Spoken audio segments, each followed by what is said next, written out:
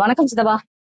இந்த வேஷம் எதுக்கு போடுறீங்க இதெல்லாம் தெரிஞ்சுக்கலாமா? விருதுநகர்ல எப்பவுமே வந்து சட்டி அன்னைக்கு ஊர்வலம் பாக்குறோம், பட் காரணம் தெரியாதுல நிறைய பேருக்கு. சொல்லுங்க, தெரிஞ்சுக்கிறோம். சுமார் 250 இருந்து 300 வருஷத்துக்கு முன்னால எங்க முன்னோர் திரு தோலாண்டி, அதாவது தொல்லக்காதான் என்ற தோலாண்டி வந்து ஒரு சித்தரா வாழ்ந்திருக்காரு. அவர் வந்து இப்ப இந்த அகோரி சொல்றாங்க பாத்தீங்களா, அப்ப அது மாதிரி கான்செப்ட்ல இருந்து ஒரு வகை காதுல பெரிய வளையம் போட்டு வருவாங்க. அவர் வந்து ரொம்ப தீவிரமா இருந்து சித்தரால போயிட்டாரு. அவர் வந்து போகும்போது அவர் வந்து உடம்புறமா தேங்கி பூசி இந்த மாதிரி வெறும் அந்த காலத்து பேர் கவுபுணி மட்டும் தான் கட்டுவாங்க. எண்ணங்களை வென்றதுனால அவர் வந்து சுவாமி நடக்கும். அடுத்து ஆட்சி வாக்குறதுக்காகவே வந்து ஊர்ல எல்லா மக்களும் வாசல் வெளியே வைப்பாங்க. அப்படி எல்லா வீட்லயும் போய் வாசல் என்ன பவனி பிச்சாந்தேகி ஒரு கூட்டம் சொல்லி கேட்பாரு.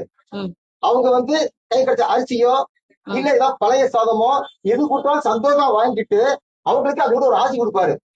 எந்த வீட்டுல அவங்க பிச்சையா கொடுத்தாங்களோ அந்த வீட்டை வந்து அன்னைக்கு வந்து ரொம்ப சுபிச்சமா மாறிடும்.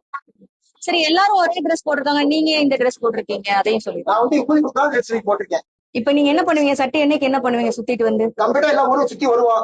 அங்க என்ன கிடைக்குதோ, அது அரிசி ஒரு முடி அரிசி கிடைக்குதோ இல்ல பழசு கிடைக்குதோ, நாங்க வந்து 3 பங்கு போகல வந்தது.